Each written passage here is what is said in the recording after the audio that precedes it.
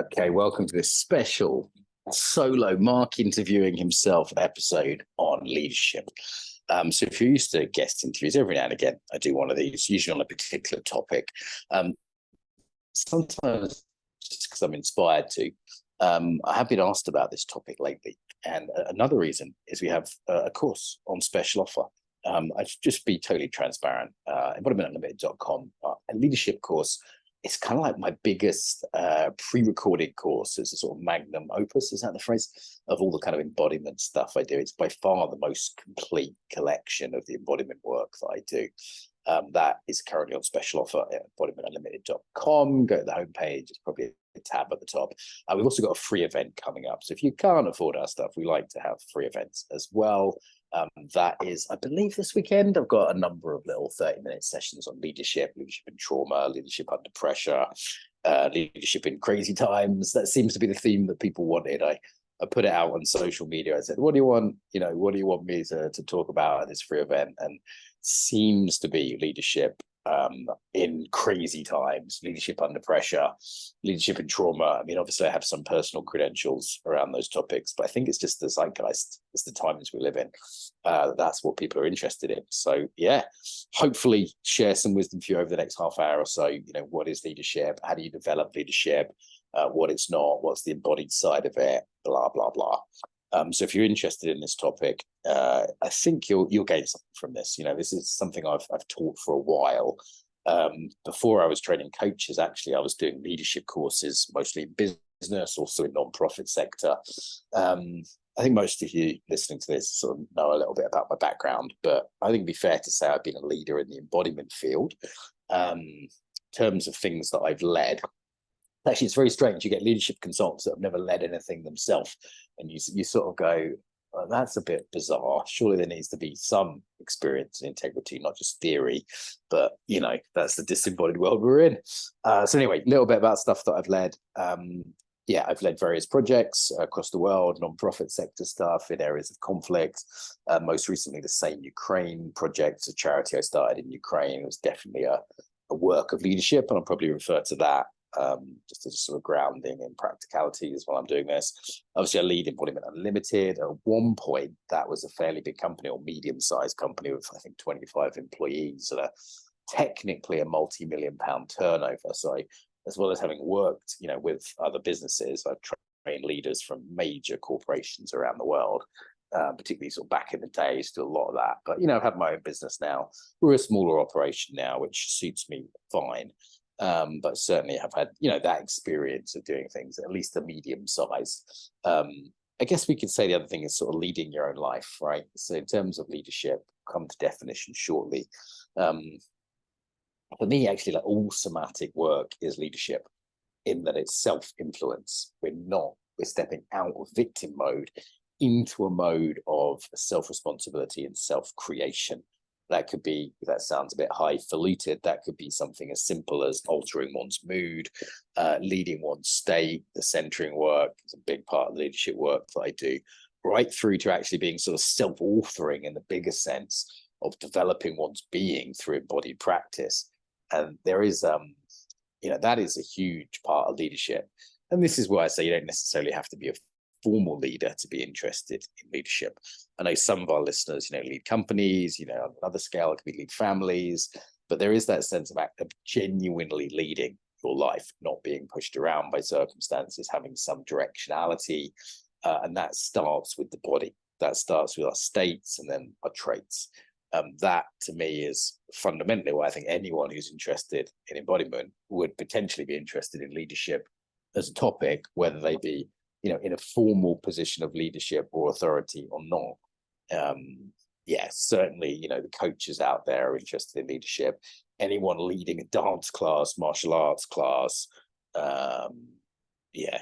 that's a form of leadership. The body workers we can think of as leading in terms of other bodies, other nervous systems.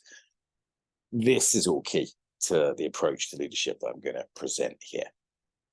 Also, a few credits. I've been influenced by a lot of people in this field, probably in the embodiment space, most by the late, great Wendy Palmer and Richard Strozzi Heckler, both of whom are, big names in the leadership development field, particularly when it comes to the body. as I've been working in this area for nearly 20 years, but those guys both predate me. Ginny Whitelaw is someone I've been influenced by, Stuart Heller to some extent, the Integral crowd, they have their theories on leadership. And there's a whole bunch of sort of traditional leadership theory, most of which I sort of read up on.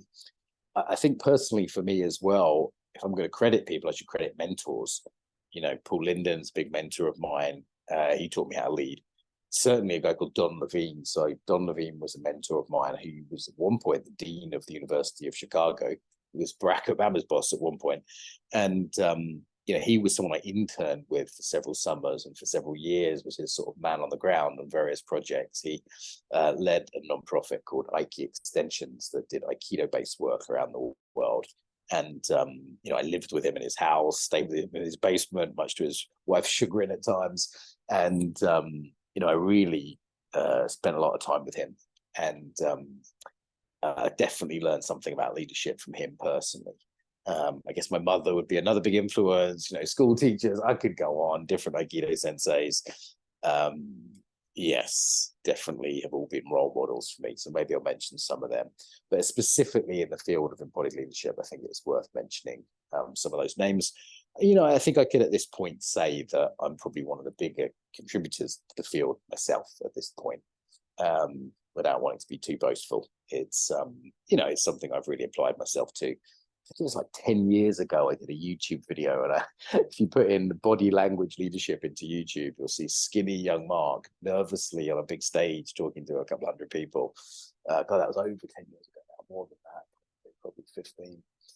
And that kind of blew up, that video. And, since then I've developed a lot and have led real life projects, I guess, most significantly in the embodiment space, and also things like, say, in Ukraine, which are very much on the sharp edge of things, let's say. So I think I have some practical as well as teaching and theoretical experience. Okay, there's a little bit on credits. Definitions of leadership, always difficult. I once heard one definition was, a leader is anyone with followers. We could take that somatic definition. A leader is someone whose body is not trapped in victimhood, who's someone who chooses states and traits, who is self-authoring in that way, who leads their own life intentionally. There are so many definitions of leadership. If you Google them, you'll find various academics, absolutely can't agree on it. I forget what the latest, like if I go to Amazon now, I'm just going to put up Amazon and put in leadership and see how many books comes up. It's a ridiculous number. Oh, I've got the Portuguese version. I want Amazon in. Right, greetings from Portugal. Chilling out in Portugal today after some trainings here. Sipping my hipster, why not, craft soda, natural cola to keep cool. So, yes, despite the fact it's October anyway. Okay, here we go. Amazon.com, leadership. How many books come up? Showing results for leadership. One of over 60,000 results for leadership. One of over 60,000 results. That's insane. Yeah. So there's clearly a lot that people say on this topic. I don't think I'll say anything new, but maybe I'll bring some of that embodied perspective and my own personal biases and life experience. Now I'm going to Google leadership definition, save you the trouble. The action of leading a group of people. That doesn't tell us much, doesn't it? The state or position of being a leader. Okay, so probably worth differentiating that formal side of the position of being in a position of authority and or leadership, not the same thing. That you can be a leader of a country, of a company. Like I'm the leader technically of Embodiment Unlimited, but I'm not the only leader in that organization. There's other people who are influential. There's other people who have followers. There's other people who lead states and traits, who lead culture. These are all things that should probably be included. Often leadership is differentiated from management, which is more like the technical skill of giving appraisals and managing workflows and things like that. Often leadership will include elements of vision, for example. I think having a vision is not the only part of leadership, but it's definitely important. I think if we're going to talk about leadership, we need to be, we are future facing in that sense. I've heard different teachers say things like leaders declare futures. they say this will come into place. You know, we will make an embodiment conference and it will have 1,000 teachers and attract blah, blah, blah. Yeah. I think our initial target was actually 100,000 participants. It ended up being 500,000 participants. That was 3 years ago, pretty much today. I think it's probably the biggest project I've led. So I guess it depends how you measure it. I mean, this podcast I saw the other day had 2 million downloads, just shy of 2 million downloads, almost at that point. But that was definitely one of the bigger projects I've led. So yeah, we have formal positions, but you can also be in informal positions, creating visions, creating futures. In a way, there's something about being able to declare futures, being able to create futures that I think is integral to leadership. It's future looking in that way. Again, this might seem very disembodied, right? Might seem very disembodied. We're making a vision, that sounds more mental, but it's like, okay, what's the embodiment of the leader? Where's that vision coming from? Again, it's embodied. A big job for leaders is the maintaining and repairing of trust. That's a huge one. So, you know, some of you listening to this trust me as a leader in the embodiment field. So I hope you do. I've sort of had to earn my respect that way. That's not something I just got given. I remember someone saying to me, someone was very upset with me a couple of years back. They said, "How dare you call yourself Mr. Embodiment?" And I said, well, first of all, I don't call myself that. That's what people kept calling me in interviews. I find it a bit cringeworthy personally. I'd started using it a bit as a brand after, you know, various interviewers would say. And I said, what do you think those interviewers were calling me that? And I was like, well, because I, you know, wrote several books on the topic, did several hundred podcasts on the topic, did conferences on the topic.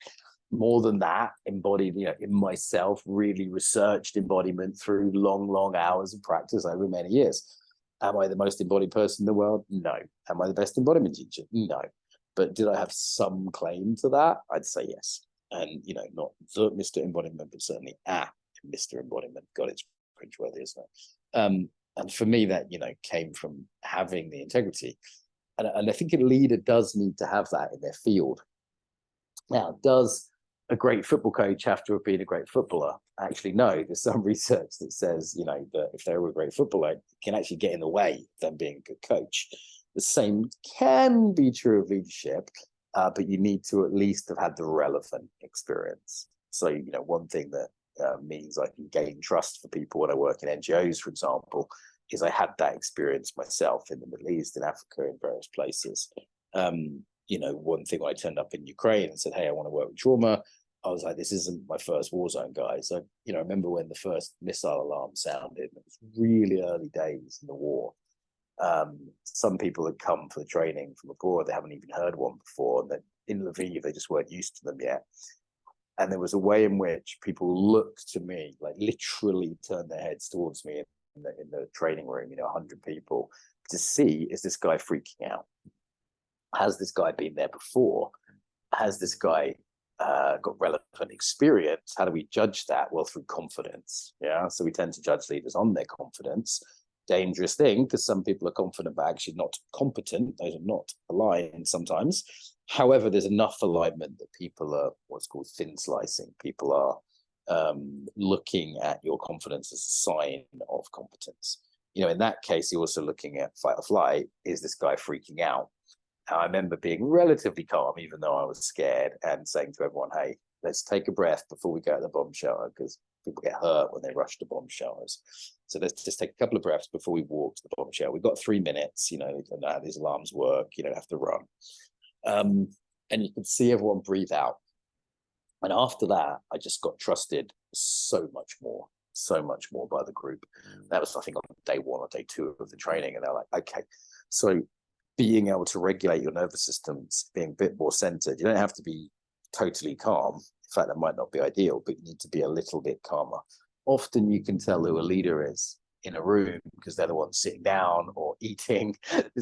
Brad Pitt always uses that in his movies. It's always like eating an apple or something. It sort of shows that he's at rest and digest and not fight or flight. So not using it as a trick, but, you know, that kind of calm, sitting down, calm, not rushed is often the one you see. Not panicking, and you can see that, you can hear that, you can feel that. That's what leaders, you know, guys often pretend to have this quality as being cool, you know, be cool. Why do they pretend to have that quality? Well, it's often seen as attractive. So leadership is one of the main attraction signals in men. It's just, you know, certainly to heterosexual women, the vast majority find leaders attractive. I used to find this quite bizarre, actually. I remember being on stages in Moscow and being sort of adored and looked at with the big eyes from the whole, you know, mostly female audience. I think, what, this is strange, you know. And then I go outside and be in a pizza restaurant afterwards, and all of a sudden I was nobody again. You know, I was just a guy in a cheap shirt, and it was like the people wouldn't be looking at me in the same way. I'm like, oh, okay. So just being on that stage meant that I was in that position, which, you know, from the point of view of attractiveness is one, but there's all sorts of stuff that comes with that. You know, projections is a wild one. As a leader, oh my God, do you get a lot of stuff projected upon you? It is absolutely wild what is projected upon you. It's everyone's parental stuff, you know, mum and dad stuff is a big one. Yeah, authority issues up the wazoo, particularly in counterculture, particularly if you're working with sort of slightly hippie alternative people like I often am. Protesters and activists are the worst. Oh my God, trying to lead activist groups is almost impossible. They keep eating their leaders.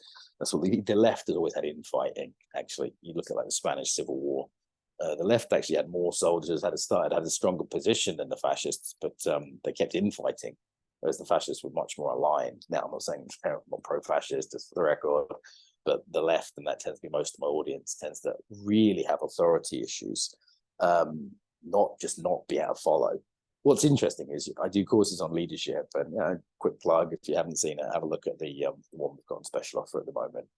I'd love to do a course on followership, you know, to learn to be a follower. I had to learn to be a follower when I was an Aikido student, when I had senseis. I had those authority issues too. I still do to some extent, you know, it's part of my Irish cultural background to some extent. It's part of my own personality, that pushback against authority. But, you know, I learned to follow, at least to a degree. In Aikido, you learn literally to follow. You're like hanging on to your sensei. You're holding their wrists while they throw you around. You're learning sensitivity. You're following. You know, you're learning to move with people. And both roles, actually, in Aikido, you follow. You follow even as the person doing the throwing. You follow their movements. You can throw them better.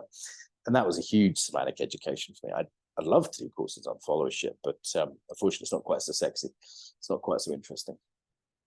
But there is this big shadow, as I said, around leadership. So part of the challenge of leadership, of being a leader, is dealing with that projection. I remember after the Embodiment conference, there was all these sort of weird takedown attempts, and they mostly were just utterly unjustified, really coming out of nowhere. You know, people making wild accusations, people from the past getting upset with me who hadn't seen in years, people that had never met me, or making all these mad assumptions about me. And the weirdest thing, it was very hurtful, actually. And sometimes I feel like the people that, you know, do that, those sort of take down cancel culture stuff, it's because they're not leaders, right? Being a critic is a pale substitute for being an actual leader. An actual leader stands up, takes risk, creates a future. It's bold, it's difficult. You know, you will get criticized. So yeah, okay, there's always criticism with leadership, and one should expect that. And, you know, it's not always a bad thing. You know, there's positives in that, you know, and when that criticism is in bad faith or seems kind of parasitic, you know, there's a sort of, I remember one of my friends saying, okay, talking about one of the cancel culture guys, saying this guy's a bottom feeder, which is a pretty damning term, meaning, or kind of parasitic. You know, there's people who are leaders doing great things in the world, and there's people who are critics and people who are doing cancel stuff, and it's so parasitic. It's like, mate, what have you ever led? You know, what have you ever done? And I've got way more respect for the saying goes, the man on the playing field, you know, the person who's actually leading, way more respect. And whenever anyone writes a book or does a project, I'm always just like, well done, well done. You know, why do I say that? Because I know it's not easy to finish a book or finish a PhD or start a charity. It's not easy. Often there's a sort of point of resistance. I've found with leading projects, there's a flow to it. I'm all over the place today with this. Hopefully my ramblings are interesting. There's a flow where it starts off easy and there's a lot of enthusiasm. And then as a leader, the feeling is you're sort of tested. It's like, I don't know, I don't want to get too woo-woo, but it's like the universe tests you. It gets difficult. There's a pushback. And there's often a point as a leader where you go, I wish we'd never started this fucking thing. I remember turning to Daniela and Manal, who are the other leaders of the conference, and they were genuine leaders, by the way. The cancel culture people sort of suggested they were there as not as leaders. No, that they could outvote me on decisions of finances and who was the top trainers and all the major decisions. Three of us voted on. We talked every day on the phone for months beforehand. And I remember saying, thank God, what have we got ourselves into? I wish we'd never done this. And, that is a point you will get to a lot in leadership. And by that point, sometimes you're too committed and then you can't quit. Yeah. There's often a point where you could quit. There's also a sort of jumping off point. It's in Joseph Campbell's, it's like the refusal of the call. It's like Obi-Wan comes to Luke and says, you have to leave your farm and come fight the evil empire and rescue the princess. And Luke says, no, I have things to do on the farm. I have these responsibilities. There's that refusal of the leadership call. My experience is if you do refuse the call of leadership, and there is, I think, a mystical element to this, if you do refuse to take up projects, you refuse to step up, as it were, and it might be in a modest, small way that will never make you famous, but is right for you. It's deeply painful. You will live an unlived life. You will have a feeling of not being your full self. Leadership work for me goes into life purpose work, which is something I cover in other episodes, other products, stuff you can buy from my shop on this if you're interested. I've coached people on it for years. And if you don't follow your bliss and follow your heartbreak, two different things, but both related, the different signifiers, the different somatic signals that you should be leading, you will get in trouble. You will get in trouble emotionally. Part of you will wither and die, is how it's been for me. And again, I don't think everyone should be a leader of a project. I was at my friend's dojo the other day. He's very much a leader, a martial artist. He's got a great school. He does projects. He does expeditions. He did one where they discovered a Mayan temple. He did all sorts of cool stuff as well as martial arts. He's a real leader. He was an officer in the parachute regiment. He's a good friend. And he's got a really good number two. He's got a guy who helps him out, who teaches while he's away, does practical things. He's just a really solid, good guy. I won't say the names because particularly the number two would find it embarrassing. And he would, he's just way better off in that role. And he's also a leader. He's not maybe the formal leader. He's not the one in front of the camera. We did a speech when he opened the school recently. And you could see he was sort of embarrassed to be doing the speech because it's not his main role. That's another way of leading. There's a wonderful video called, is it The Second Follower? You'll see about a crazy guy, and the crazy guy's dancing, but it's like, okay, is the first follower the first guy who joins in after the crazy dancer? That actually, and then loads of people join in, it becomes like a whole movement. Everyone's going crazy. It's kind of a famous video. Various TED Talks have used it. Okay, so back to the nuts and bolts of leadership. I've been mentioning the sort of the calming people down. There's another one which is exciting people, right? So, imagine if your leader was always speaking like this monotonally and was not in any way inspiring. So a leader should inspire people. Part of that is this bigger vision. That's imagining a better future. It's like, I don't know, Moses saying we can get free of the Egyptians and go live in the land of milk and honey. Yeah. Or a classic example one of my teachers used to give was Kennedy saying within 10 years, we're going to put a man on the moon. And all the scientists were like, oh my God, how are we going to do that? What the hell? Me saying, right, we're going to start a charity and do trauma education in Ukraine. And, immediately I'm met, well, if you can't do that, it's impossible. You get shot. It's not going to happen. How are you going to fund it? I'm like, I don't know. We're going to have to work that out. And, we managed to raise enough money. We managed to get there safely. No one got hurt. Some of it is grace sometimes. In a true leadership project, there's a feeling of grace. The Ukraine project, for example, it was very lucky. It's a way in which great leadership creates great luck, I've seen. Part of that, though, is inspiring people. Part of that is having confidence. That's a somatic quality to be able to convey emotion, to be able to inspire people, infuse people. There's up-regulation in that. It's not just down-regulation. It's not just, hey, I'm a leader, be calm and cool, the James Bond, right? It's also the fucking firing people up, This is kind of classic. The leader will make a great speech, but it's not just about the one-off standing on a tank or something making a speech. It's also about can you infuse people day to day when they're tired? Can you bring that energy of enthusiasm that people naturally want to follow? People naturally go, okay, this guy or girl's got it. There's a vision here. There's a bigger picture. We're in service to something here. There is this nice idea of the servant leader. And I think any leader that's just there for their own aggrandizement, you kind of see it, don't you? You kind of see it. There has to be that service piece, being in service to a community, to a vision, to a better world, to a higher power, if you want to go that way. For me, with leadership without that is really lacking something. And it's interesting talking to Manal and Daniela again, like any day of the week, we would be a bit off center. Okay, so you have to consider your self-interest as a leader, your self-care is absolutely critical. You can't just be self-sacrificing the whole time. You also have to consider, things like profit and money, and, are we going to make enough money to make this happen? Like I borrowed, what did I borrow? $500,000 to make the Embodiment conference happen. Absolutely fucking terrifying. So, we had to have a focus on money. We couldn't just pretend we live in some sort of Star Trek post-scarcity world. But equally, there was a focus on service and doing a good thing and making a great event. And this is why I never got it with the critics. I always went, you know what, I'm not perfect. And I say some stupid things sometimes, but we did a good thing. The whole team did a good thing. So yeah, that service orientation is really, really key. And again, I think there's a hypervigilance, particularly in counterculture, to abusive leaders. Often, we aren't led by great people. I don't think many of our politicians have this ethos really deep down. We aren't led by really servant leaders.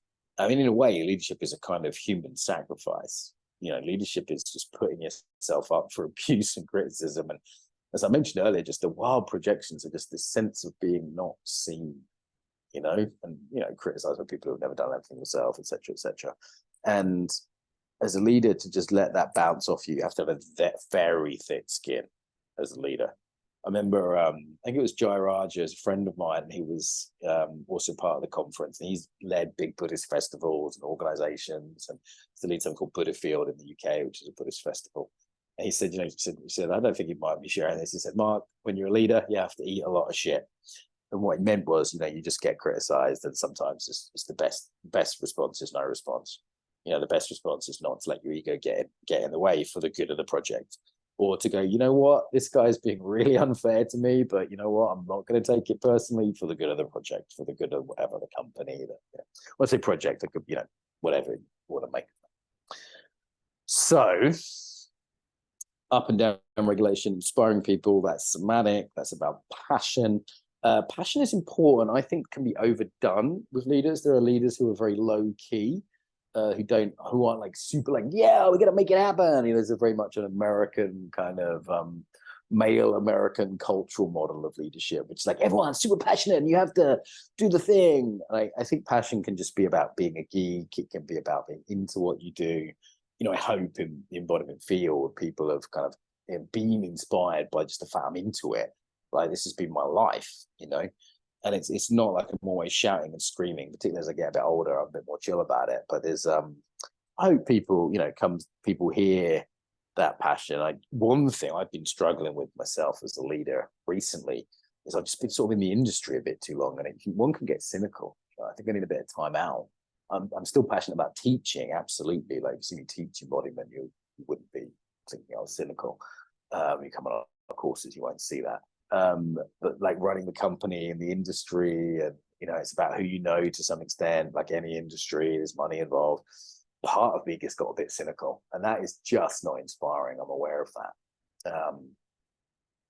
That's a challenge I'm facing now. Maybe it's a sort of middle-aged leader challenge. You're young and idealistic, and before the conference I had no idea how many bad things can happen to a leader. How many bad things can happen? Lots is the answer. I used to say before the conference, like, everyone should be a leader. Yay, great, be a leader. Part of me now says, like, hey, be careful. Do you want that? Like, I would not want to be more famous than I am now. So I am, if there's a scale of 1 to 100, the average person in the street being a 1, I'm probably a 2 out of 100. So probably about once a week I get recognized, or, particularly if I go to, I don't know, a yoga event, or I turn up at conscious dance somewhere. Someone say, hey, thank you for the conference, or hey, you did that trauma project, or hey, came to your life purpose event, or whatever, read your book. And that's nice. It's nice. It's pleasant. It's not too weird. Sometimes you feel a bit seen, can feel a little bit like, I don't know, I just want to do yoga class. I remember putting my yoga blocks away at the end of yoga class in Brighton a year or two ago. And I sort of wasn't putting them away neat enough for the person next to me. And I didn't know them. I never talked to them. And they said, ooh, thought Mr. Embodiment would put his blocks away more neatly. And I was like, seriously? You know, it's fucking 7 p.m. on a Tuesday and I'm just trying to chill with my teacher, Jim, you know.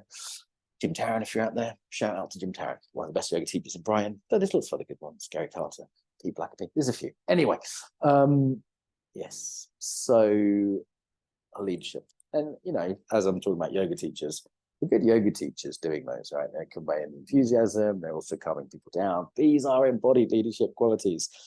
Also, one thing I've been talking about is self-awareness. So one of the big things we do with leaders on all our courses, because, you know, in a way, every coaching course is a leadership course, and purpose course is a leadership course. Pretty much all our courses have an element of leadership. Actually, when I recorded the leadership course I was just plugging at the beginning, I thought, oh yeah, this would be like a day of filming. I think I was filming for like 4 or 5 days, just solidly just sharing excellence. Because I realized, like, okay, leadership sort of covers everything. You have to do some trauma awareness. You have to do some stuff on, you know, impact and influence. Okay, so let's talk about taking up space, you know. Let's talk about calmness. Okay, let's talk about giving and service. These are all somatic qualities. Yeah, and I had to include so much in that course. It ended up being this epic thing. As I said, if you just want like an encyclopedia of my best work, then, you know, do go to whatever, have a look at it. Or come to the free event. It's, I think, this weekend. If you're listening to this in the far future, after October 2023, if you're enjoy your spandex and your jet skis and whatever you're on in the future, and you can probably still buy the leadership course, but it won't be on special offer after this weekend, I think. Okay, back to the topic. So up and down regulation, self-awareness, yes. So self-awareness, what of? Well, you know, I'm basically going through my embodied intelligence model, right? For those of you who know that it's state awareness. I mean, as a leader, first thing to lead is yourself, but you can't regulate yourself unless you are aware of yourself. So first thing is to know your states, like know your own energy levels, you know, be self-aware. Like I hope showing a bit of self-awareness about having, you know, getting a bit old and cynical or whatever. Trait awareness, you know, I'm fully aware as a leader there's certain traits that I really lack. You know, I'm not good at certain things, and I could, you know, go through a long list of them, berating myself. Often what I do is hire based on those weaknesses. So of course we develop ourselves, right? You know, my detail orientation can get better if I meditate and do Iyengar yoga, which both of which, you know, I do. But another way it can get better is I hire Germans, right? Like on all our courses, Germans, Hungarians, people who are detail orientated. You can be of any nationality as long as you're detail orientated. Those people are super, super helpful for me. One thing a leader does with their self-awareness is they improve it. You know, another thing they do is just know when they go too far. Like, oh, I'm being a little silly again. I tend to tell a lot of jokes. Sometimes as a leader, I take the humor too far. Humor's great as a leader, but I take it too far. So the self-awareness itself helps, but it's also employing people, designing teams. So, you know, with the conference, you know, Daniela now balanced me out wonderfully. You know, Daniela very detail orientated, but now kind of in the middle, different gender balance, cultural balance. When I was from Saudi, Daniela is German, you know, those two are women, I'm not. Sometimes like the balance, not just of the demographics to tick the boxes, but the personality types, the skill sets, you know, that's the kind of thing that's very, very useful. I think underrated, and it's more of a management thing, but most leaders also have it, is hiring and firing. So hiring the right people, for me, that body reading, having that somatic read of people really helps as a leader. Hiring and firing, getting the right people in is so important. And if I think mistakes I've made as a leader, oh my God, I've made many. Maybe I'll go through a whole list. That's another hour podcast. One would be just hiring the wrong people, just hiring people because I liked them or because they were like me. That's a classic leadership mistake. Hiring people because they're the only person we could get instead of actually delaying the project. You know, a bad manager, I've almost wrecked important projects with that. Personal conflict, leader has to be able to manage conflict, absolutely, because that's always going to happen within your team. You know, I've seen it in Ukraine, I've seen it in the Embodiment conference, almost got wrecked 2 or 3 days before because there was a conflict around money in the team. I won't go into the details, but it was pretty painful. And we ended up actually getting a mediator in, and again, having to eat some humble pie, as well as be strategic, as well as self-regulate. I don't know, as a leader, there's oftentimes I've been like, I'm right, you know, getting kind of angry or righteous, you know, that's a fault I have, and actually being able to calm that down. You know, the self-regulation is the beginning of influencing others. So I've been talking about influencing others, up and down regulation. There's, you know, there's other things we could talk about. whether that's with passion, with vision, with your own calm nervous system. Like that's really the beginning. So all leadership of others begins with self-leadership, right? Like there's the model: self-awareness, self-leadership, awareness of others. That's the empathic side of things. The listening side of things hasn't been my strength over the years. I've lost really good people from the company, from projects, just because I didn't listen, just because I was too busy driving something through, pushing too hard. I didn't stop and go, oh, this person's pissed off, they're going to leave. The quiet quitting with online teams, it's not always easy to see someone's pissed off. So, actually taking time to listen to people's problems, to be approachable, not always easy. Someone like me who's quite energetic, passionate, sometimes a little scary, even a bit pushy. These are faults of mine as a leader. By the way, as a leader, you should get a list of top 10 faults, right? Like, I've just gone through a bunch there. There's more. Like I have addictive tendencies. Back in the day, that used to be a real threat. A bit better now, but yeah, impulsivity. That's a threat to me as a leader. I make big impulsive decisions, not detail orientated. Even like things that look good, like generosity. I think it's been projects where I've overpaid people. Definitely, gave everyone. A couple of months after the Embodiment conference, the company was doing pretty well, and I gave everyone big bonuses. A couple of months later, I was wishing I had that cash, and they didn't need those bonuses. I was just being generous. It's funny, actually, from the outside, particularly if people are more lefty, they might be thinking, oh, whoever leads the company is rolling in money, they get all this praise and acclaim. You will, and that is dangerous because your ego will get inflated. I've been through that process. It's this constantly needing to reset your ego as leaders. So important. For me, it was family was always pretty good. I think I was a big shot, and I go see my family, and they'd be like, "Shut up, Mark." Kids don't care. Hang out with normal people who don't know what embodiment is, who don't give a shit. Oh, I was talking about fame earlier, wasn't I? Not wanting to be too famous. Like there's costs there. So it's the criticism, there's the lack of privacy. There's this sort of weight of responsibility. I'm responsible for several people's wages. Like there's a couple of single moms in Hungary that get paid by me every month, and it terrifies me that their kids get fed because of the success of our company. And if the company ever can't pay those people, those kids, I'm not going to starve immediately. They've got friends and family, but it's not good. There's a heaviness to the responsibility of leadership. Often, having coached a lot of leaders, what comes with it is loneliness. I've made several groups for leaders. I've made several groups for people that run online training companies, and who have sort of similar size kind of operations and things. And there's a lot of loneliness there. And again, you might be looking at this from the outside and thinking, fuck you, you make the decisions. And yeah, there's a freedom that comes with it. I enjoy that freedom, directionality. There's like anything, costs and benefits, and the type of leader you are, want to choose to be. I think, you need to bear those things in mind. Okay, how do we develop our leadership?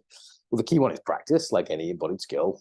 Like I've done projects with people where I've said, right, okay, one of the things I encourage in the course is don't just listen to me talk about leadership. You need to go and practice it, right? How are you practicing leadership?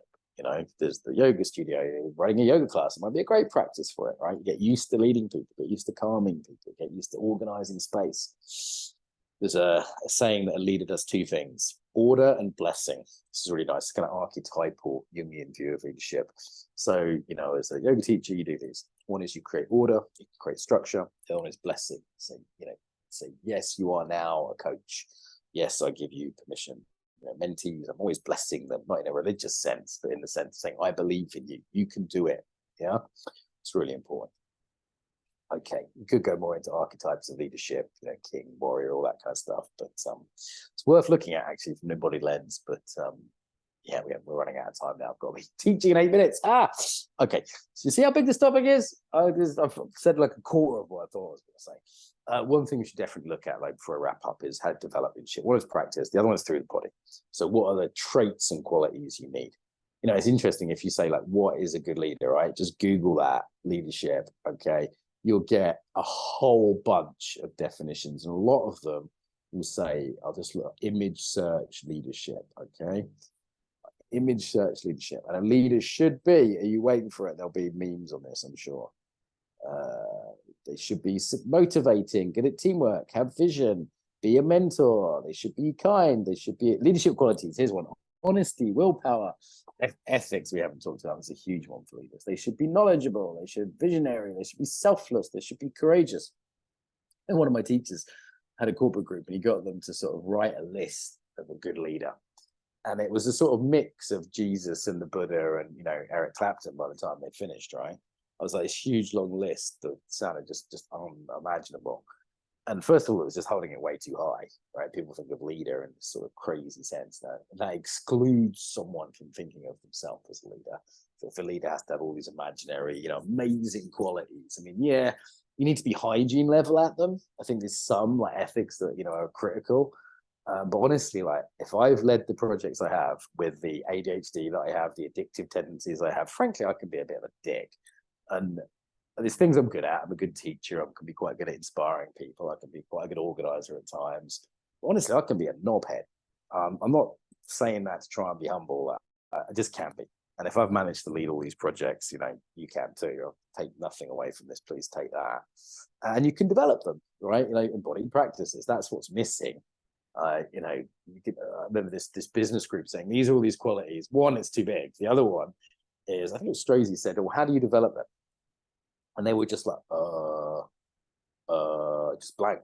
They just didn't know what to say. Like, there's no way to develop them unless you have an embodied practice, right? The idea of building leadership through the body, that's a muscle. Yeah, it's not just doing it in projects. Problem with projects is they matter. Yes, you're practicing in one way, but it's more what I would call application. Our students know this distinction. People listening probably heard this one before.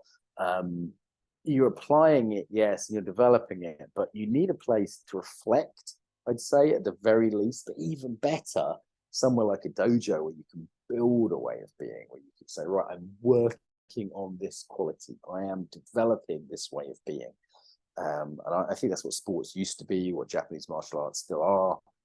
Is a huge topic, and I could go more into it, but we need to build a way of being, at least to get to hygiene level at some of these areas, and, you know, to be great at others. One of the things I do with leaders is sit them down and say, you know, what are you already great at? Can't be great at everything. Let's make sure you know, redevelop what you're good at, not just look at your weaknesses. I kind of feel like everything has to, you know, best leader, if you imagine all these different things of creativity and empathy and all these things, you need to be like a 4 out of 10 at all of them, and a 9 or 10 out of 10 at a couple of them. And it sort of doesn't matter the ones that are a 5 or a 6. Yes, it's just a model, but there's other models. Okay, I hope you've taken something from this. Pretty rambling.